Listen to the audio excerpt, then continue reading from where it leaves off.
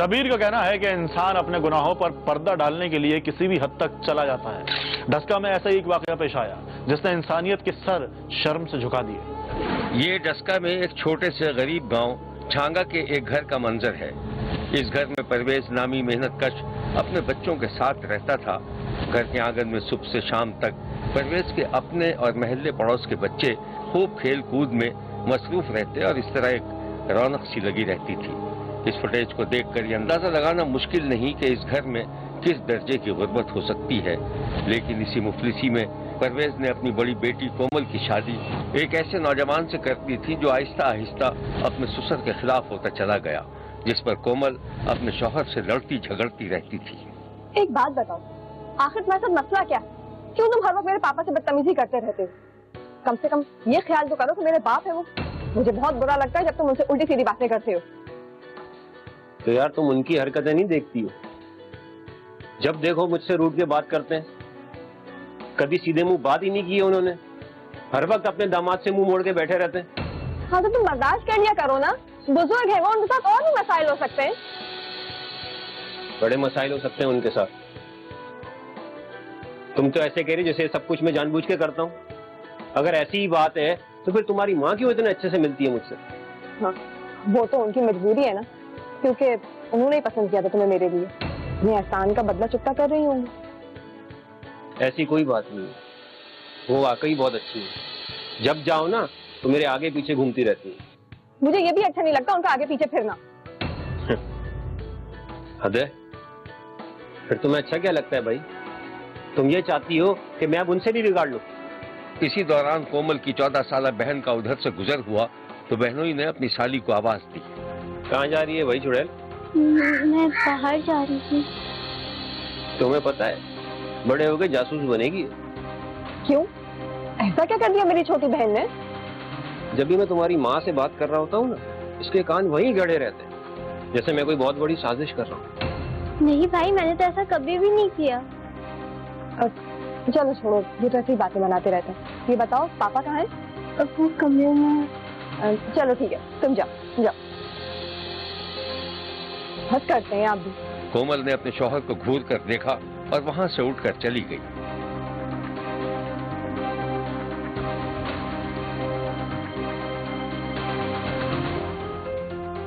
परवेज की 2 बेटियां और 2 बेटे थे।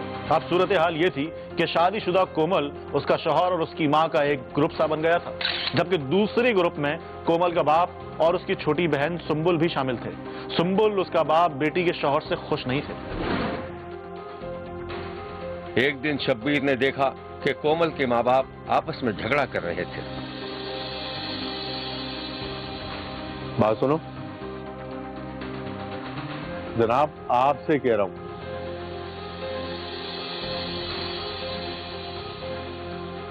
ये तुम्हारे दामाद ने क्या डेरे डाल रखे हैं इस घर में? कहीं आने जाने का नाम ही नहीं रहता, हर वक्त घर में घुसा रहता है। तो क्या हो गया? अगर वो 2-4 दिन हमारे घर रह लेगा, कौन सी कयामत टूट पड़ेगी? देखो, साफ बात यह है कि मुझे उसका यहाँ रहना हरगिज पसंद नहीं है। और ये फिर छोटी के साथ जो मजाक मस्ती करते हैं ना, ये तो बिल्कुल बर्दाश्त नहीं करूंगा मैं। और तुम भी उसकी साइड ले रही होती है। क्या करूं? मैं उसका हाथ पकड़कर घर से बाहर खड़ा कर दूं? अरे शुक्र भेजो अल्लाह का कि इतना अच्छा तुम्हें दामाद मिल गया, वरना अपनी भांजी भतीजियां देखी हैं तुमने? आज तक रिश्ते नहीं आए उनके। तुमसे तो बात करना ही फजूल। तो मत करें मुझसे बात। मैं तो वैसे भी ये कहना आई थी कि हमारा दामाद हमें थिएटर पे ले जाने की नहीं कह रहा है। आप चलेंगे क्या साथ? भाई मुझे क्या जरूरत है जाने की? ये तुम मेरे घर में इतना बड़ा ड्रामा चल रहा है ना, वो ही काफी है मेरे लिए। तुम्हें जाना है, तुम चली जाओ, मैं नहीं जाऊंगा। खैर, मैं तो नहीं जा रही, ये दोनों मियाँ बीवी चले जाएंगे और सोच रही हूँ कि छोटी को साथ भेज दूंगी, वो तो वैसे भी कहीं नहीं जाती। देखो खबरदार, अगर तुमने सुंबल का नाम भी लिया उसके साथ जाने का तो तुम्हारे दिमाग में तो भूसा भरा हुआ। अरे वो बुरा मान जाएगा ना, मैं खुद जा रही ना मैं छोटी को भेज रही हूँ। और वैसे भी वो हमारा दामाद है, कोई ऐरा गैरा नहीं है। थोड़ा तो ख्याल किया करें आप।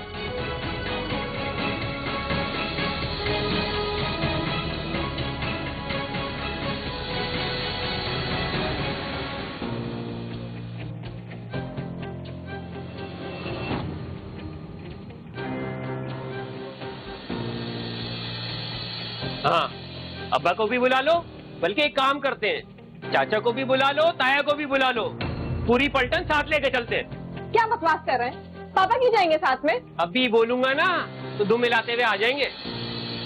आपकी बकवास तो कभी खत्म होने का नाम ही नहीं लेती। जब देखो फजूल बकवास।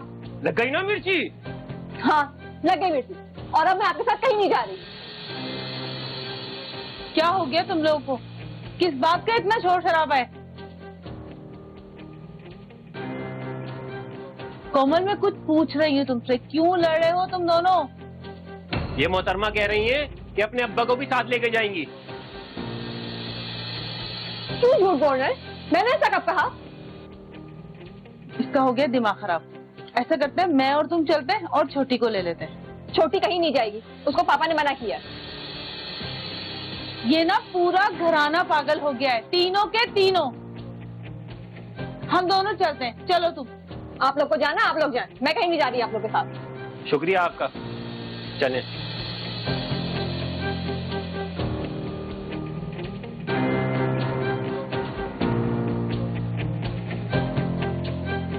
कोमल की मां और उसके शौहर सैम्यूल के दरमियान खुशगवार ताल्लुकात कोमल के बाप और खुद कोमल के लिए परेशानी का बायस बन रहे थे और घर में एक अजीब सी रस्साकशी का आलम था। परवेज की छोटी बेटी 14 साल सुंबुल बुरी तरह झुलस गई थी। 4 दिन अस्पताल में जेरे इलाज रहने के बाद वो इस दुनिया से चल बसी। बच्ची को दफन कर दिया गया। बच्ची की मां, उसकी बहन और बहनोई को यकीन था कि ये इत्तेफाकी आग थी, लेकिन बच्ची का बाप बेटी की मौत के बाद बिल्कुल खामोश हो गया था। वाकये के 2 हफ्ते बाद शब्बीर ने मरने वाली 14 साल बेटी के बाप को थाने में देखा। झुलस कर मरने वाली बेटी के बाप ने एक ऐसा इंकशाफ किया था जो हर सूरत में शर्मनाक था। क्या आपको यकीन है कि आपकी बेटी को जानबूझकर जलाकर मार दिया गया? जी सर, मेरी बेटी को मेरे दामाद और मेरी बीवी ने जला के मार दिया। जला के बाद आपके दामाद और बीवी ने?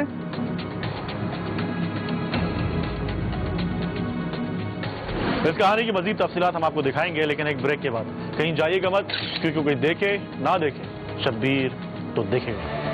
क्या आपको यकीन है कि आपकी बेटी को जानबूझकर जलाकर मार दिया गया? जी सर, मेरी बेटी को मेरे दामाद और मेरी बीवी ने जला के मार दिया। जला के बाद आपके दामाद और बीवी ने? ये आप कैसे कह सकते हैं? सर, मुझे जो इत्तलात मिली थी उसके मुताबिक यही है कि उन दोनों ने मिलकर जलाया है उसे और बहुत बुरी तरह झुलस गई थी वो, बहुत बुरी तरह। शब्बीर ने देखा कि 14 साल सुंबुल का बाप इंकशाफात कर रहा था और पुलिस अफसर उसकी रिपोर्ट लिख रहा था। मेरे पड़ोसी ने खुद देखा और उसने मुझे बताया कि किस तरीके से मेरी बेटी को जलाया उन्होंने। पूरे बावर्ची खाने में वो मचलती रही। इसमें मेरी बीवी का पूरा हाथ है। मेरे दामाद के साथ मिली हुई थी वो। रिपोर्ट दर्ज कराई गई थी कि दामाद और सास के मुबैना ताल्लुकात थे और मरने वाली बच्ची मुबैना तौर पर चश्मदीद गवाह थी। इस इंकशाफ पर पुलिस ने दामाद और सास दोनों को गिरफ्तार कर लिया था। ये है मरने वाली बच्ची के बाप का बयान। इस वाकये के 2 हफ्ते के बाद शब्बीर ने मरने वाली 14 साल बेटी के बाप को थाने में देखा। झुलस कर मरने वाली बेटी के बाप ने एक ऐसा इंकशाफ किया जो हर सूरत में शर्मनाक था। और ये है मुबैना मुलजिम। बच्ची ना मेरी गल चल रही थी, ठीक है, उन्होंने ठहर गया 2 हफ्ते मैं लगे गया हाँ। उस तो बाद माई ने क्या पेट्रोल लिया दो, पेट्रोल लिया धरिया और माई ने तराउन के और कुड़ी मगर टीली लगा चले। पुलिस ने इस संदोहनाक वाक़े के बारे में जो कुछ बताया था वो ये है। जब सुंबल का ब्रांड मर्डर जो पेट्रोल छिड़क आग लगा दी गई थी कुछ रोज कबल, तो हमें शक गुजरा उसकी वालदा पर। जब उसकी तफ्तीश की तो हमने उसी वक्त उसको गिरफ्तार कर लिया था। जब उससे इंटरोगेशन की गई तो उसने बता दिया कि मैं अपने दामाद के साथ मिलकर रात के तरीके में 1-1:30 बजे उसको पेट्रोल छिड़क कर उसको आग लगा दी थी मैंने। फिर उसको दामाद को हमने गिरफ्तार किया। दामाद ने भी सारा फिर बता दिया कि मैंने अपनी सास के साथ मिलकर इसको आग लगा दी। शब्बीर ने डस्का में रूनुमा होने वाले मुबैना शर्मनाक वाक़े को एक नफ्सियाती कमजोरी और बेराह रवी से ताबीर किया है और मासूम बच्ची के मुबैना कत्ल में मुलव्विस मुल्जिमान को करारे वाकई सजा देने का मुतालबा किया है। हम सोए हुए थे और बेटी के ऊपर पेट्रोल फेंका गया और उसे आग लगा दी गई। उस आग से मैंने 2 बच्चे बहुत मुश्किल से निकाले हैं। आग और मजीद जो आग मेरी बेटी की जान ले गई। मेरी छोटी बहन ने मेरे खावन ने मजीद ਉਹਦੇ ਉੱਤੇ ਤੇਲ ਛਿੜਕ ਕੇ ਉਹਨੂੰ ਅੱਗ ਲਾਈ ਏ। ਵਜ਼ੀਰੇ ਆਲਾ ਅੱਗੇ ਦਰਖਾਸਤ ਹੈ ਕਿ ਭਾਵੇਂ ਮੇਰਾ ਖਾਵਨ ਦਿਓ, ਸਾਨੂੰ ਇਨਸਾਫ ਚਾਹੀਦਾ। ਉਹਨੇ ਗਲਤ ਕੰਮ ਕੀਤਾ, ਉਹਨੂੰ सजा मिलनी चाहिए। शब्बीर ने भावलपुर में एक ऐसा वाकया देखा है जिसमें औरत ही औरत की दुश्मन निकली। जिस घर को घर के चिराग से आग लगी उसका सरबराह गरीब दिहाड़ीदार मजदूर था। शब्बीर ने एक दिन देखा कि नजमा नामी औरत घर के करीब बकरियां चराने वाले नसीर नामी नौजवान से बात कर रही थी। दोनों के अंदाज़े गुफ्तगू से लग रहा था कि वो एक दूसरे को पहले से जानते थे। ये तुम रोजाना आ जाती हो, वो तुम्हें कुछ कहता नहीं? कहेगा तो जब उसे कुछ पता चलेगा। और वैसे भी मुझे उसकी कोई फिक्र नहीं है। जब तुम उससे इतनी ही बेजार हो तो उसे तलाक क्यों नहीं दे रही?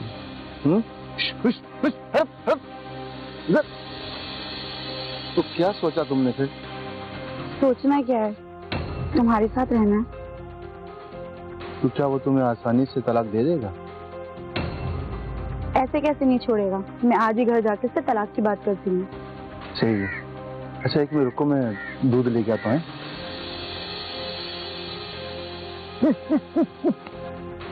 नसीर ने एक थैली निकालकर नजमा के हवाले कर दी और खुद बकरियों को हाँकता हुआ आगे बढ़ गया।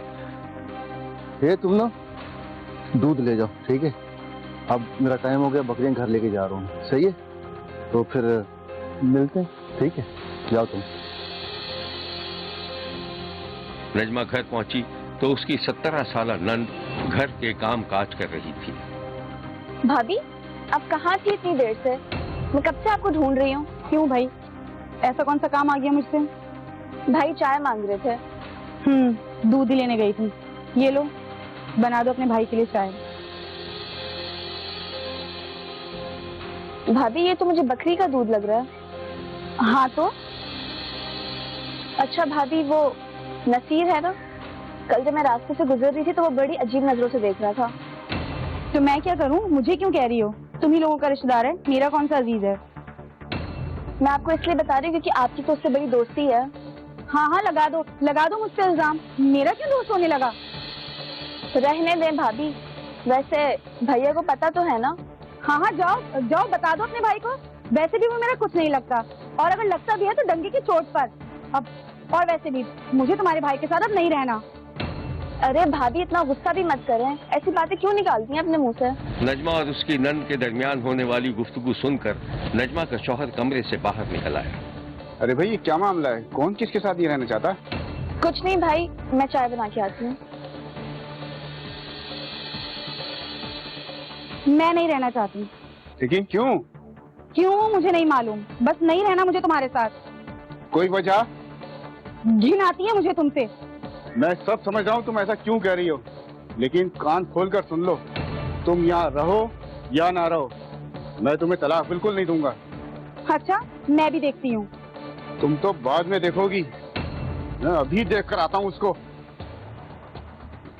शब्बीर ने देखा कि नजमा का शौहर शदीद गुस्से के आलम में घर से बाहर निकल गया और उस जगह पहुंच गया जहां नसीर नामी नौजवान बकरियां चरा रहा था। तुझे मैंने कितनी बार कहा है, यहाँ बकरियां चराने मत आया कर। नहीं ये जमीन क्या तेरे बाप की है क्या? हाँ मेरे बाप की है। छोड़ कर बंद। मुझे पता है कि तू मेरी बीवी को बरकला रहा है। अबे तेरी बीवी बच्ची है क्या जो बरकला रहा हूं मैं? ज्यादा बकवास ना कर, यही गड़ा खोद कर तुझे गाड़ दूंगा मैं। क्या तुमसे है? मैंने किया क्या तेरे साथ?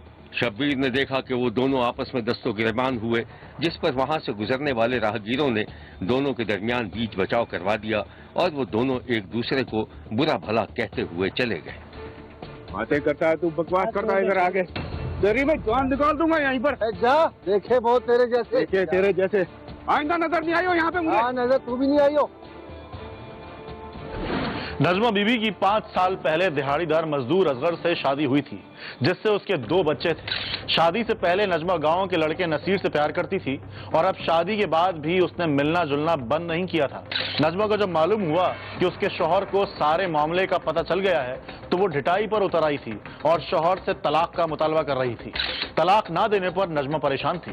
एक दिन शब्बीर ने देखा कि नजमा और उसके शौहर के दरमियान शदीद झगड़ा हो रहा था। तू मेरी बात एक कान खोल कर सुन ले, मैं तुझे तलाक नहीं दूंगा, तू जो मर्जी कर ले। तो ठीक है, मैं भी तुम्हें ऐसा सबक सिखाऊंगी किसी को मुंह दिखाने के काबिल नहीं रहोगे तुम। मुंह दिखाने के काबिल तो तू नहीं है। तुझसे बेहतर तो बाजार की औरतें होती हैं जो शादी के बाद सुधर जाती हैं, लेकिन तू ना जाने किस मिट्टी की बनी हुई है बेगैरत औरत। हाँ, बेगैरत तो बस मैं ही हूँ। सारे गैरतमंद तो तुम्हारे ही घर पे मौजूद हैं। मैंने भी तुम्हारी इज्जत का जनाजा निकाल दिया तो मेरा भी नाम बदल देना। खबरदार, जो तूने एक लफ्ज भी मुंह से निकाला मैं तेरा गला दबा दूंगा। भाई भाई छोड़े, भाभी जी क्या हो रहा है? क्या हो रहा है? जैसे तुम्हें तो कुछ मालूम ही नहीं है। अपने भाई से बोला अभी इसी वक्त तलाक दे, मुझे नहीं रहना, मुझे तुम्हारे भाई के साथ। तू बीच में मत आ, बीच में मत आ तू। आज इसकी असल सूरत खुलकर सामने आ गई है। मैं इसे ऐसा सबक सिखाऊंगा कि ये जिंदगी भर याद रखेगी। निकल जाए यहाँ से आवारा औरत। नहीं निकलूंगी, तलाक दो फिर जाऊंगी, मुझे तलाक चाहिए। भाई ये भाभी क्या बोल रही हैं? तुझे नहीं पता इस बेगैरत औरत ने मेरी जिंदगी अजाब बना के रख दी है। हाँ, इतने अजाब कर दी तो दे दो ना तलाक, क्यों नहीं दे रहे? जहन्नुम बन के रह गई है मेरी जिंदगी। मुझे तलाक दो, चली जाऊंगी तुम्हारे घर से। मैं तेरा खून पी जाऊंगा किसी दिन। शब्बीर ने देखा कि झगड़ा खतरनाक हद तक बढ़ चुका था और नजमा जख्मी नागन की तरह पेचोताप खा रही थी। 2 तलाक बना लो जिंदगी, 2 तलाक मुझे। जिंदगी तेरी अजाब बना के रखी है, जीवन कर रही है। सारा दिन का मैं थका आ रहा हूँ, आते ही मेरी जिंदगी अजाब बना के रख देती है ये। तुमने मेरी जिंदगी कर दी है, क्यों नहीं देते तलाक? आगे 2 तलाक। दुनिया की औरतें घर में इंतजार करती हैं कि हमारा मर्द आएगा, हम खाना देंगे, पानी देंगे। घर में आते ही लड़ना शुरू कर देती है ये औरत। होता है वो मर्द ऐसा होता है, क्यों नहीं देते तलाक? तलाक को निकाल दो, दे दो तलाक। मुझे इतनी बुरी हो तो क्यों रखा हुआ है अपने घर में? मामलात आखिरी हद तक पहुंच गए थे और अब नजमा के लिए अपने शौहर से जान छुड़ाने का वाहिद रास्ता ये था कि वो उसकी जान ले ले। शब्बीर ने देखा कि नजमा मुबैना तौर पर अपने आशना के साथ किसी साजबाज में मसरूफ थी। बोलो हाँ या नहीं। मगर ये कैसे मुमकिन है? मुझे कुछ नहीं मालूम। मैं रात में तुम्हारा इंतजार करूंगी और अगर तुम नहीं आए ना, तुमने बुज़दिली दिखाई तो मैं खुदकुशी कर लूंगी। अरे अरे अरे बात तो सुनो। अरे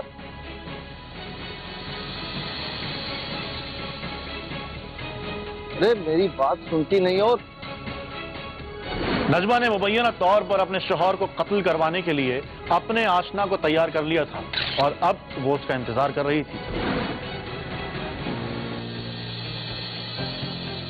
शब्बीर ने देखा कि रात का वक्त था। दरवाजे पर दस्तक हुई तो नजमा ने दरवाजा खोल दिया। मुबैना तौर पर नजमा का आशना अपने 2 साथियों के साथ अंदर आ गया। नजमा ने एक कमरे की तरफ इशारा किया और वो तीनों नजमा के शौहर के कमरे की तरफ चले गए।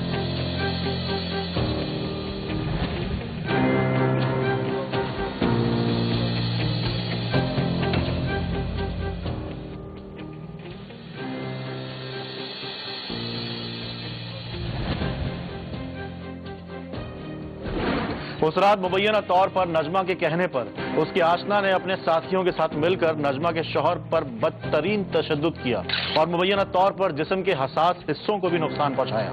मुल्जिमान को जब यकीन हो गया कि नजमा का शौहर मर चुका है तो वो रात के अंधेरे में कमरे से निकले तो उनकी नजर नजमा की 17 साला नन पर पड़ी जो एक कोने में खौफ के मारे छुपी हुई थी। शब्बीर ने देखा कि मुल्जिमान 17 साला नन को बाहर खींच रहे थे।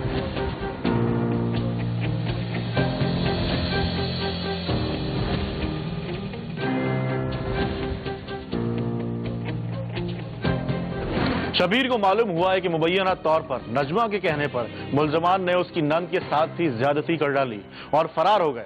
वाकई का इल्म होते ही पुलिस ने मुल्जमान को गिरफ्तार कर लिया। नजमा के शौहर को अस्पताल पहुंचाया गया जहां वो जेर इलाज था।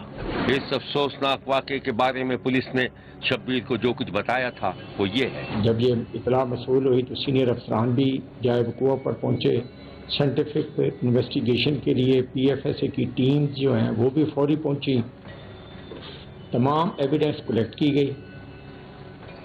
विक्टिम के बयान पर जिस तरह उसने बयान दिया उसका मुकदमा दर्ज किया गया शबो रोज़ मेहनत करके 4 रोज़ के अंदर अंदर 3 मुलजमान जो हैं वो गिरफ्तार किए गए हैं। इसमें इसकी एक खातून है नजमा, जो जिसका इसमें मरकज़ी किरदार है, जो वक़ूआ करवाने वाली है, और एक मुलज़म जो नसीर है वो गिरफ्तार है। वसीम गिरफ्तार है। वसीम को जो है उसको हम आइडेंटिफिकेशन परेड के लिए जो उसका रिमांड ले लिया है, उसकी शनाख्त परेड होगी।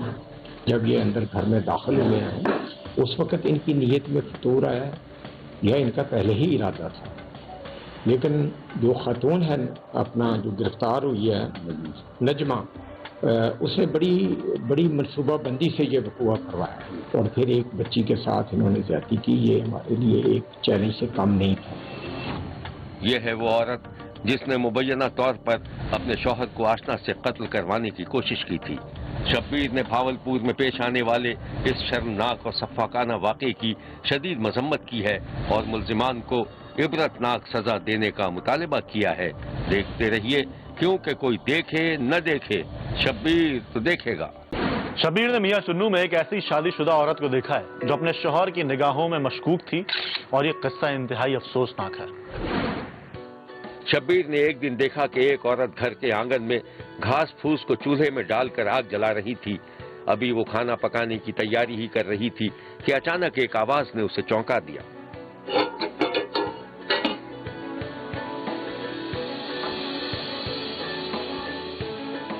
क्या पक रहा है? बड़ी खुशबू आ रही है।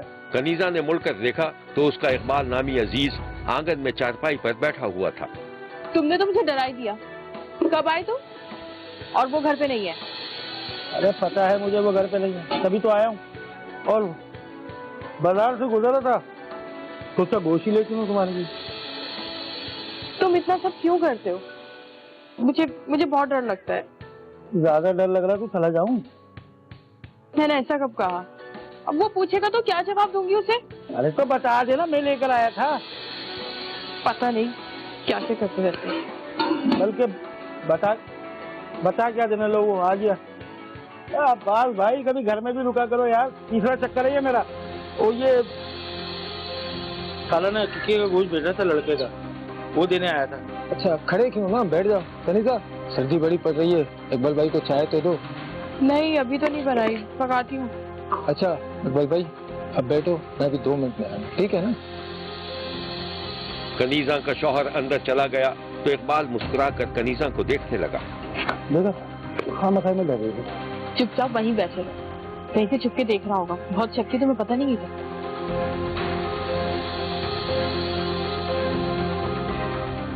और सुनो इकबाल, सब खैरियत है ना? अल्लाह का एहसान, अल्लाह पाक का बहुत करम। अच्छा कनीजा चाय तो दो। हाँ देती हूँ।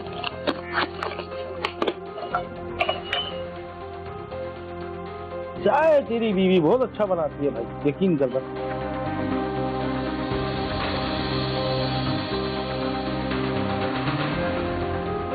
वाह, हाँ यार चाय तो वाकई बड़ी अच्छी बनाती है। अच्छा यार, दिन घर आना यार, सारे घर वाले पूछते रहते हैं तुम लोगों का यार। आऊंगा यार।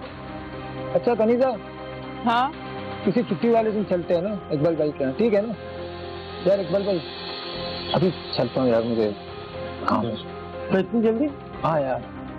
इकबाल जा रहा था और गुलाम अब्बास कनीजा को मानी खेज जहरीली मुस्कुराहट के साथ देख रहा था। इकबाल और गुलाम अब्बास आपस में अजीज थे। कनीजा गुलाम अब्बास की बीवी थी। कनीजा के शौहर को शुबा था कि उसकी बीवी ने इकबाल से दोस्ती कर रखी थी और वो बाकायदा अपनी बीवी की जासूसी करने लगा था, और अक्सर दोनों के दरमियान लड़ाई झगड़ा भी होने लगा था। एक दिन शब्बीर ने देखा कि कनीजा का शौहर शदीद गुस्से में था और चीजें उठा कर फेंक रहा था। ये क्या कर रहे हो? ये क्यों फेंक रहे हो सामान? हट जा मेरे सामने से, मैं तुम्हें भी उठा के पटक दूंगा, जला दूंगा तुम्हें मैं। क्यों? मैंने क्या किया है? क्यों इतना गुस्सा कर रहे हो तुम? क्यों कर रहे हो? बेशरम, मैं तुम्हारा शौहर हूँ, क्या कमी है मुझमें? क्यों इधर उधर हर जगह? ये देखो तुम ना मुझ पर इतने बड़े बड़े इल्जाम मत लगाओ, तुमको मैं बता रही हूँ। इल्जाम नहीं लगाओ, आंखों देख के मक्खी निकाल लूं। क्या कर रहा था वो यहाँ? क्यों आता है वो यहाँ? मुझे क्या पता क्यों आता है? तुमसे तो मिल आया था वो। देखता हूँ ना मैं, तुम्हारे भाई को बताता हूँ। मैं देखता हूँ कितने गैरतमंद है, या पूरे खानदान ही बेगैरत है। खुदा के लिए रहम करो मुझ पर। क्या कर रहे हो तुम? कनीजा हाथ जोड़ती रह गई, लेकिन उसका शौहर घर से बाहर निकल गया। शौहर के जाते ही कनीजा ने अपने मुबैयना आशना को फोन कर दिया। हेलो हेलो, हाँ। कितनी घबराई हुई क्यों? क्या हो गया? उसने हंगामा खड़ा कर दिया। कल उसने तुम्हें घर से निकलते हुए देख लिया। अच्छा, तू परेशान मत हो, मैं उसको फोन करता हूँ। मैं दिमाग ठिकाने लगाता हूँ उसका भी। बंद कर फोन को। नहीं, तुम कुछ नहीं करना, वरना उसको पता चल जाएगा कि मैंने तुम्हें बताया है। इकबाल को मुझे जान से मार देगा, मुझे बहुत डर लग रहा है। अरे मैं कह रहा हूँ ना, तू फोन बंद कर, मैं संभाल लूंगा सब।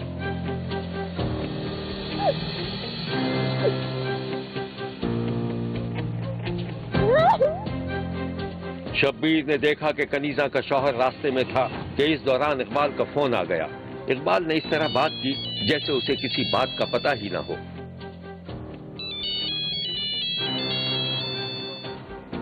हेलो अब्बास भाई, कहाँ हो? क्यों, कनीजा ने तुम्हें कुछ नहीं बताया? नहीं यार, उससे तो मेरी तकरीबन 2 महीने हो गए, बातचीत ही नहीं हुई है। कोई खैरियत? क्या हुआ? हाँ, सब ठीक है। तुम्हारे मामू के घर जा रहा हूँ, अगर टाइम है तो वहाँ आ जाना, मुलाकात हो जाएगी।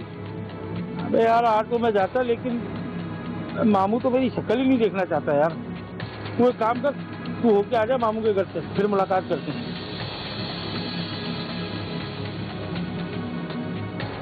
कनीजा के शौहर ने मुबैना तौर पर इकबाल के मामू और कनीजा के भाई को कनीजा और इकबाल की मुबैना ताल्लुकात के बारे में अपने खदशात का इजहार कर दिया था, जिस पर इकबाल का मामू और कनीजा का भाई दोनों ही आग बबूला हो गए थे।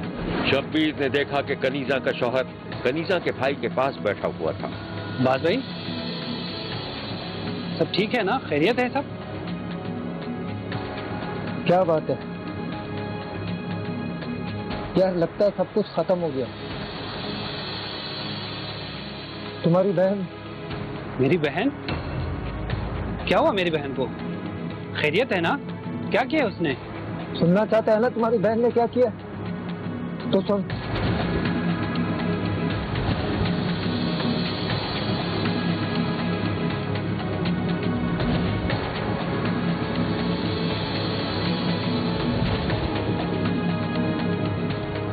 बस बात भाई, अगर ये बात सच हुई तो मैं अपने इन हाथों से उसका गला दबा दूंगा। अगर तुम्हें मेरी बात पर यकीन नहीं है ना, तो मैं तुम्हें सबूत ला के दूंगा। सबूत की जरूरत नहीं मुझे, कहीं मुंह दिखाने के काबिल नहीं छोड़ा मुझे। देख लूंगा मैं। जाए आप, अकेला छोड़ दे मुझे।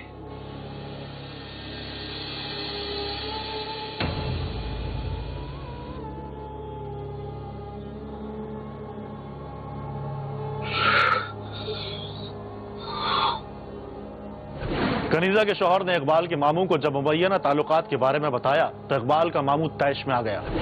तुम जो कह रहे हो वो 100% सही कह रहे हो। मिल जाए मुझे, फिर मैं उसको देखता हूँ।